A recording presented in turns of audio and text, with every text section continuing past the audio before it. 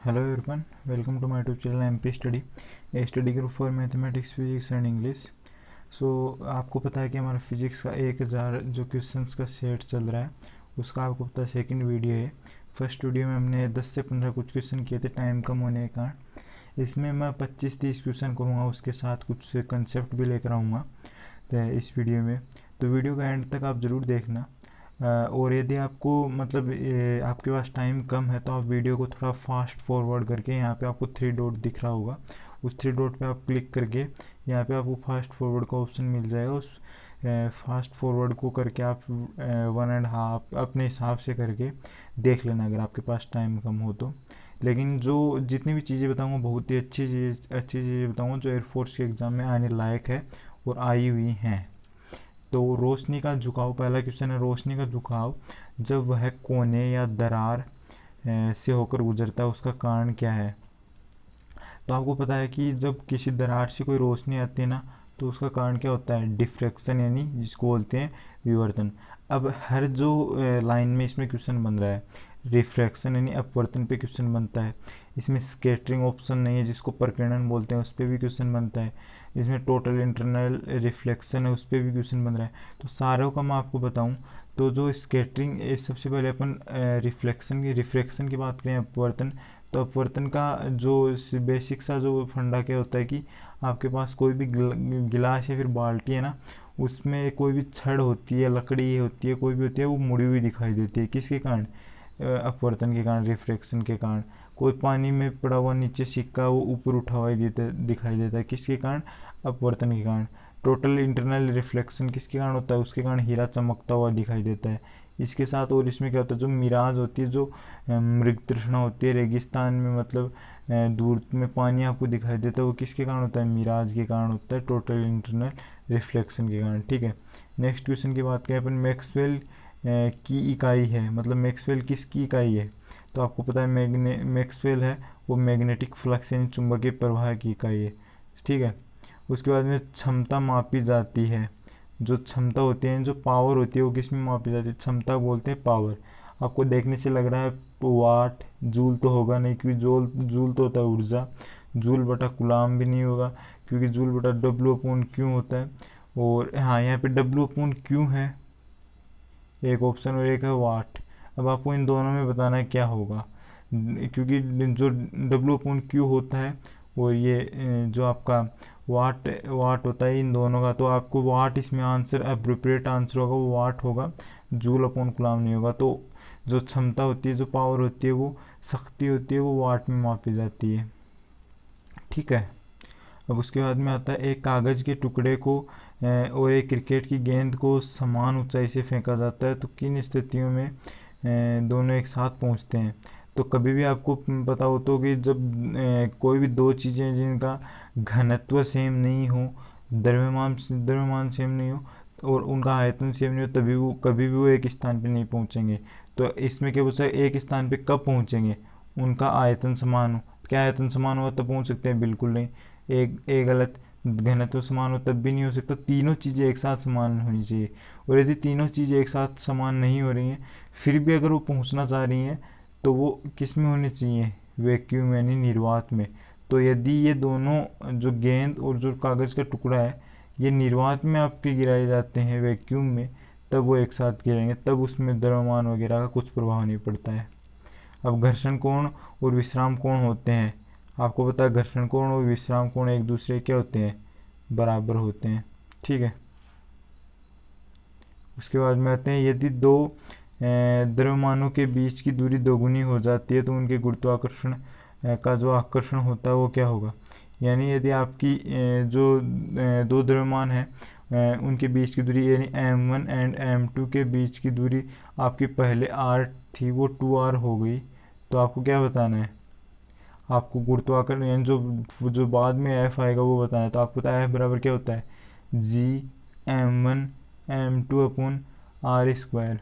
यदि r से 2r होगा तो 2r का स्क्वायर हो जाएगा, और 2r स्क्वायर मतलब 4r²। ठीक है, क्या हो जाएगा? 4r²। तो एक बार मैं इसको लिख देता हूँ।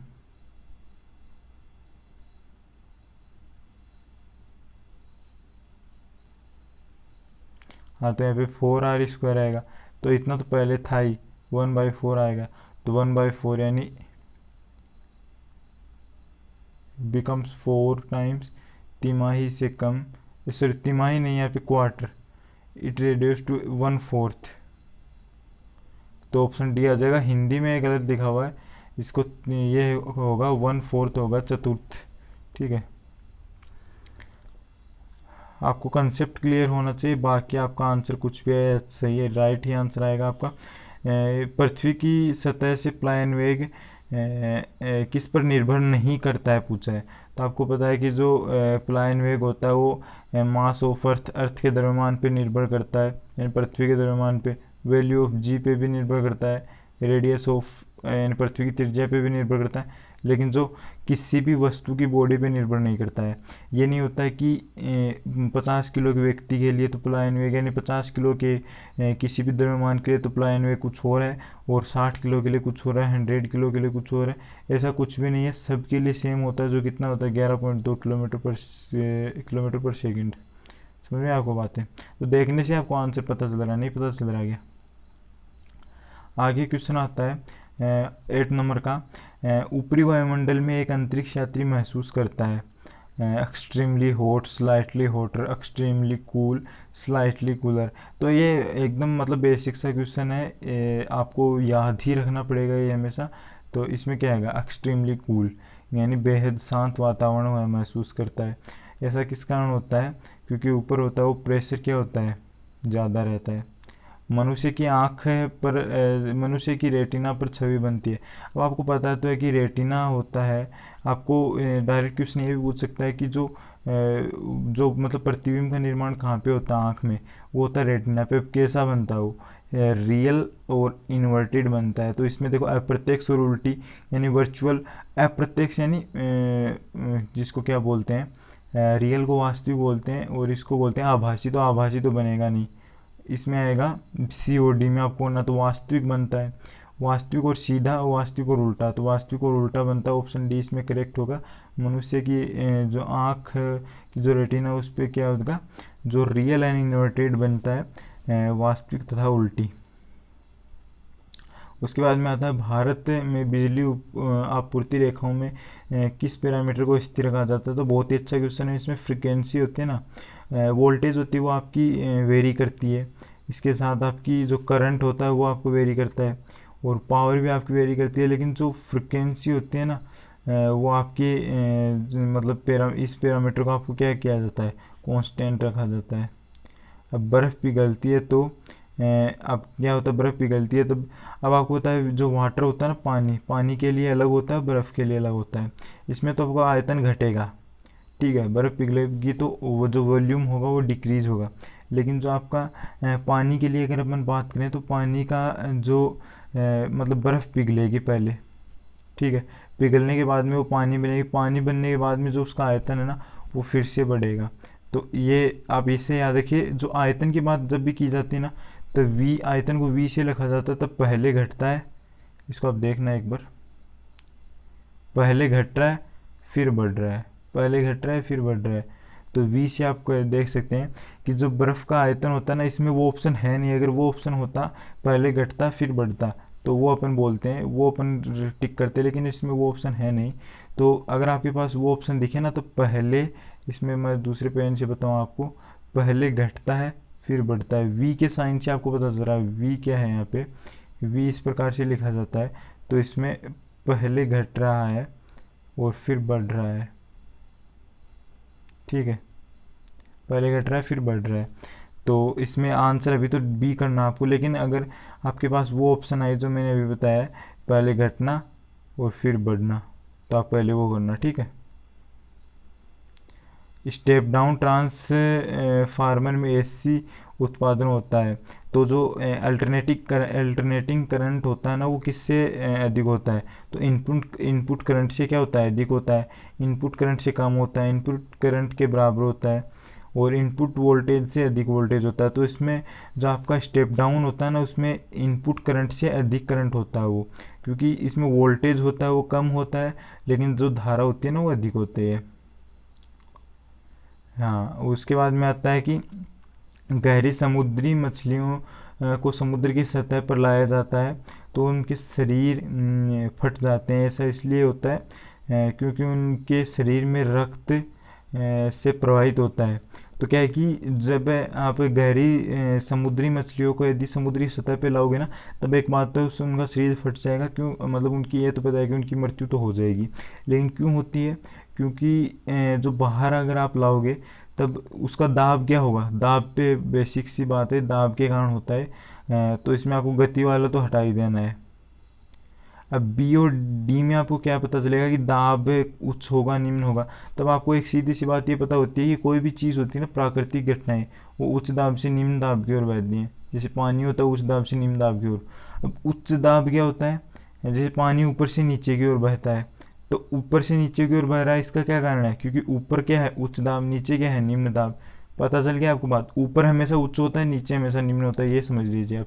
अगर दो मतलब ये एक पहाड़ की बात करें तो पहाड़ के ऊपर दाब और नीचे वायु सतह का दाब, इसमें अगर आपको डिफरेंस पूछ ले, ये P1 है और ये P2 है, तो इसमें रिलेशन क्या होगा? P1 हमेशा बड़ा होगा। क्यों? क्योंकि P1 ऊपर है तो ऊपर का दाब हमेशा उच्च होता है। तो अगर आप समुद्र की सतह और समुद्र के नीचे की बात करें तब किसका दाब उच्च होगा? यहाँ का दाब होगा समुद्र की सतह का। तो समुद्र की सतह पे लाएंगे तब क्या होगा? उनका प्रेशर बढ़ जाएगा, तो उच्च दाब होगा। समझ में आ रही है आपको बातें? अगर आपको कोई और कंसेप्ट चाहिए समझ में आ रहा है तो मैं ये नहीं कहूँगा कि आप मेरे वाला कंसेप्ट समझिए, आपको समझना इंपॉर्टेंट है, सीधी बात ये है। 14 नंबर का क्वेश्चन है, एक बस है, ठीक है, एक बस है, वो 300 किलोमीटर दूर अपने मूल स्थान से अपने गंतव्य स्थान पर जाने के लिए 50 किलोमीटर पर आवर की गति से यात्रा करती है और लौटने के लिए 60 किलोमीटर की गति 60 किलोमीटर प्रति घंटा की गति से यात्रा करती है। तो बस की औसत क्या है? औसत गति। तो औसत गति के बारे में आपको एक फॉर्मूला बताऊँ, 2xy बटा x प्लस वाई। जहाँ पे एक्स वाई क्या है? ये एक्स आने की औसत गति, ये जाने की। ऐसे क्वेश्चन बहुत आते हैं आपके एयरफोर्स में। तो यहाँ पे अगर आप इस फॉर्मूले में इसकी वैल्यू रखोगे तो 2xy की जगह रखोगे तो 2 इंटू एक्स की वैल्यू कितनी थी? 50 थी आने की, जाने आने की मतलब वो सेम हो जाती है वो, और ये 60 थी, ठीक है।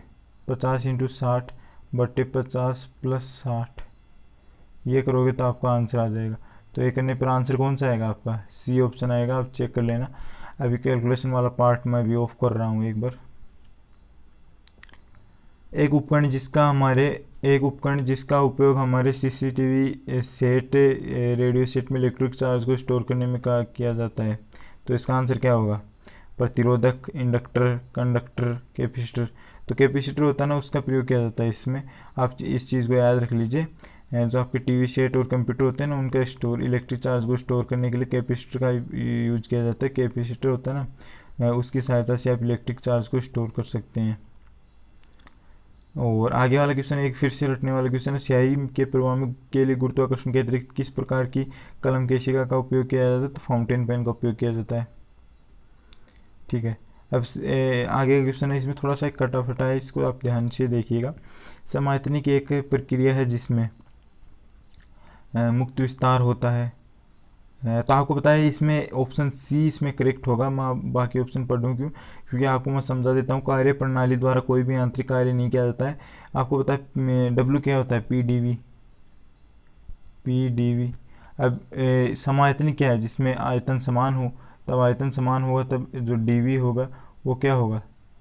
जीरो, क्योंकि वी कांस्टेंट तो डी वी क्या होगा? जीरो। तो डब्ल्यू बराबर क्या होगा? जीरो। तो वर्क डन क्या होगा? तो no mechanical work done is done by the system. Okay.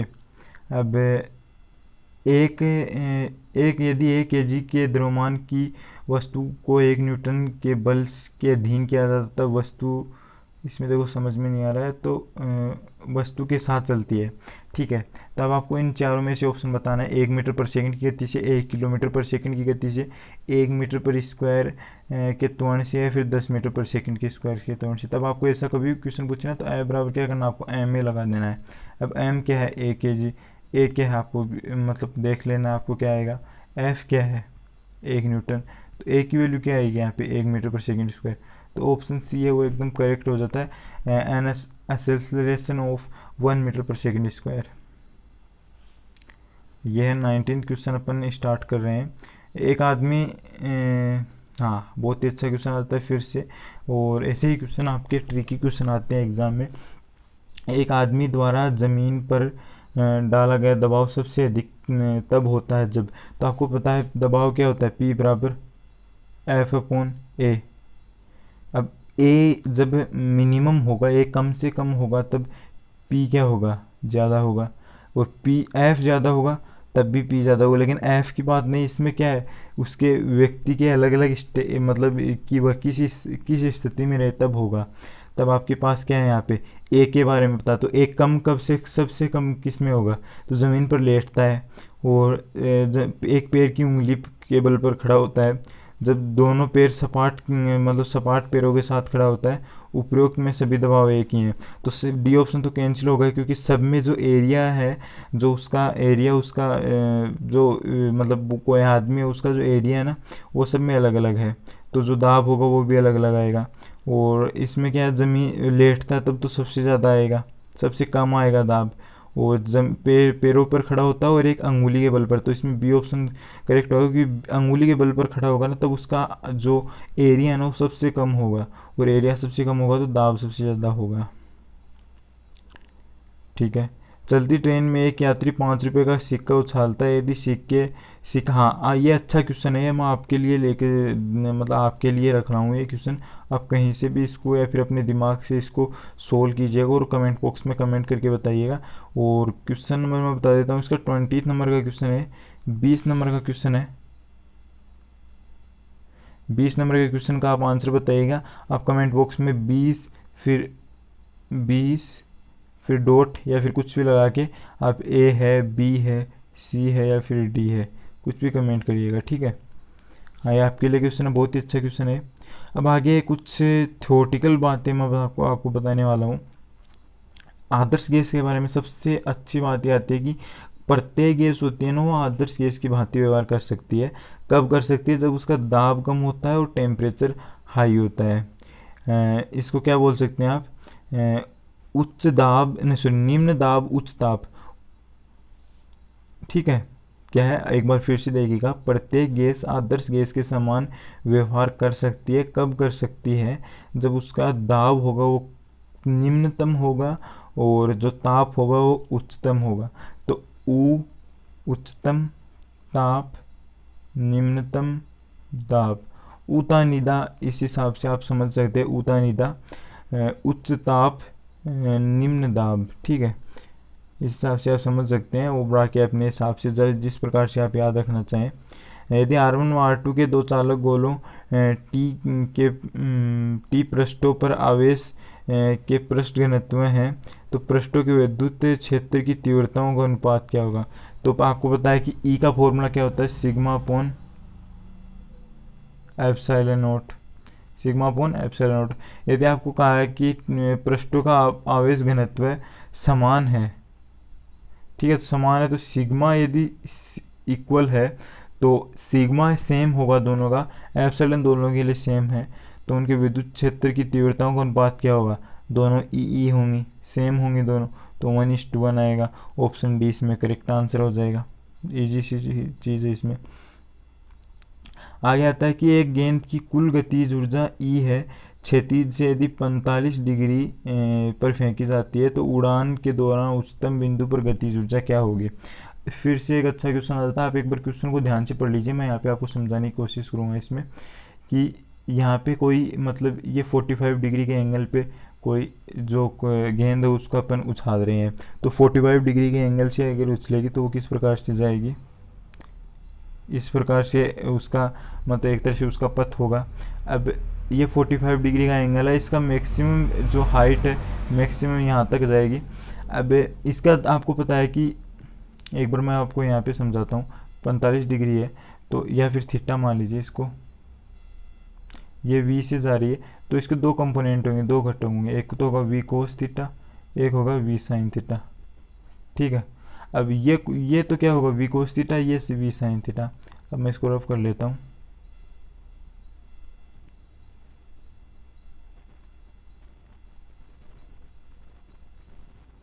हाँ, तो देखिए इसमें मैंने क्या बताया अभी कि ये तो हो गया we cos theta,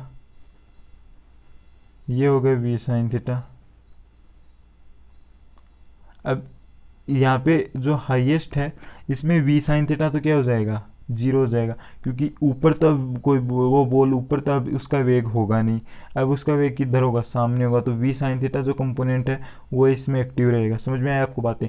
we cos theta फिर वी साइन थीटा में वी साइन थीटा जीरो हो जाता है। क्यों हो जाता है, क्योंकि अब गेंद है वो ऊपर नहीं जाएगी, उसकी तरफ ऊपर बल नहीं लगेगा, वो केवल नीचे ही आएगी। ठीक है, तो वी साइन थीटा का कंपोनेंट ही इसमें बचेगा, बाकी कंपोनेंट इसमें क्या हो जाएगा, जीरो हो जाएगा। तो आपको क्या बताना है, वी साइन थीटा नहीं, वी साइन थीटा का तो जीरो हो जाएगा, वी कोस थीटा आएगा। यहाँ पे मैं फिर से लिख देता हूँ, कोई करेक्शन कर देता हूँ। हाँ, अब आपको पता ई क्या होता है, 1/2 mv²। ये उस गेंद की पहले वाली ऊर्जा थी, ई बराबर 1/2 mv²। ठीक है, आपको वी कोस थीटा घटक लेना है, तो 1/2, ये तो ई फर्स्ट तो थी 1/2 mv², और ई टू क्या थी, जो सेकंड स्थिति थी, यानी हाईएस्ट पॉइंट पीक पॉइंट पे 1/2 m इंटू वी क्या था आपका उस पॉइंट पे, V cos theta, V square cos square theta. अब कोस स्क्वायर थीटा कितना है, 45 डिग्री। कोस 45 डिग्री की वैल्यू कितनी होती है, 1/√2, तो 1/2 आ जाएगा। अब ये क्या है, ये तो ई पहले वाला ही था E1, और ये उसका क्या है, हाफ। तो इसमें ऑप्शन क्या आएगा, सी ऑप्शन आएगा कि नहीं आएगा। आपको अगर जो कैलकुलेशन है, सॉरी बी ऑप्शन आएगा, ई/2 आएगा, क्योंकि वो 1/2 mv² है, वो एक उसका आधा होगा। समझ में आया आपको बातें, नहीं समझ में आए तो एक बार फिर से देख लेना और कमेंट कीजिएगा, अगर मैं फिर से आपको समझाने की कोशिश करूँगा नेक्स्ट वीडियो में। सही विकल्प चुनो, इसमें सही विकल्प चुनने के लिए कहा गया आपको।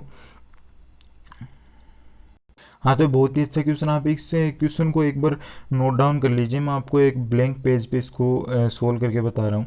तो इसमें क्या है कि आपको C P minus C V बराबर आर होता है, आपको पता है C P minus C V बराबर आर। यदि मैं इसमें सी पी और सी वी का मतलब इसमें सी वी का भाग दे देता हूँ मैं, तो सी वी का भाग देने पर सी पी बटे सी वी क्या होता है, 3/2 होता है एक परमाणु गैस के लिए, -1 बराबर आर बाई सी वी। और सी वी यदि मैं इसमें करूँगा तो 1/2 आएगा यहाँ पे, ये क्या आएगा 1/2, 2 इधर आएगा, सी वी बराबर क्या आएगा 2r आएगा, सी वी बराबर 2r आएगा। तो मतलब ऑप्शन ए इसमें करेक्ट हो जाता है। अब इसमें सी पी पे भी है, तो इसमें अभी क्वेश्चन अभी एंड हुआ नहीं, इसका एक आंसर और होगा। तो C P minus C V बराबर आर, यदि मैं इसमें सी पी का भाग दे देता हूँ तो इसमें ये तो हो जाएगा 1, और ये आएगा 2/3, तो ये हो 1/3 आर, तो सी पी बराबर 3r आएगा। कैलकुलेशन देख लेना आप बस। तो ए और बी ऑप्शन इसमें करेक्ट होंगे, और ये क्यों होंगे आपने अभी इसमें देख लिया है। और इसका एक और आपको बताऊंगा कि इसमें किया क्या है, C P minus C V बराबर आर, जो मेयर्स लॉ है उसको मैंने लगाया, और फिर एक में सी वी का भाग दिया, एक और एक बार सी पी का भाग दिया। ठीक। हाँ, तो स्टूडेंट इसमें अपन ने 24 क्वेश्चन कर लिया। मैंने कहा कि मैं हर वीडियो में लास्ट में कुछ ट्रिक्स बताऊंगा, तो चलिए अब ट्रिक्स का समय आता है। हाँ, तो ट्रिक नंबर 1 आती है, आपके पास कुछ ऐसे क्वेश्चन पूछ सकते हैं कि जो दिष्टकारी होता है, रेक्टिफायर होता है, वो क्या काम करता है, तो वो एसी को डीसी में चेंज करता है। सबसे पहली बात, आप इसका स्क्रीनशॉट ले लेना जो मैं अभी लिखने वाला हूँ। मोटर होती है, एक मोटर पे आपका क्वेश्चन आता है, और एक आपको डायनोमो पे आता है। तो मोटर तो आपको होता है जो आप मतलब जो कुएं चलाते हो, कुएं में जो मोटर होती है वो क्या करती है, जो विद्युत ऊर्जा होती है ना, उसको किस में करती है, यांत्रिक में ही तो करती है, पानी निकालती है, तो यांत्रिक कार्य करती है। और डायनोमो इसका जस्ट अपोजिट होता है, वो यांत्रिक को विद्युत में कन्वर्ट करता है। ठीक है, तो 3 चीज़ें मैंने क्या बताई, दिष्ट कार्य होता है वो एसी टू डीसी, मोटर विद्युत टू यांत्रिक, और डायनोमो यांत्रिक टू विद्युत, ये होती है। इसके साथ एक चीज़ और बताऊँगा, आपकी जो ध्वनि तरंगें होती हैं वो अनुदैर्ध्य, और प्रकाश तरंगें होती है वो होती है अनुप्रस्थ। कैसे याद रखोगे आप इसका, याद रखने का सीधे सा तरीका, ध्वनि में ध आ रहा है, अनुदैर्ध्य में ध आ रहा है, अनुप्रस्थ में प्र आ रहा है, प्रकाश में प्र आ रहा है, ध्वनि अनुदैर्ध्य। देखना एक बार फिर से,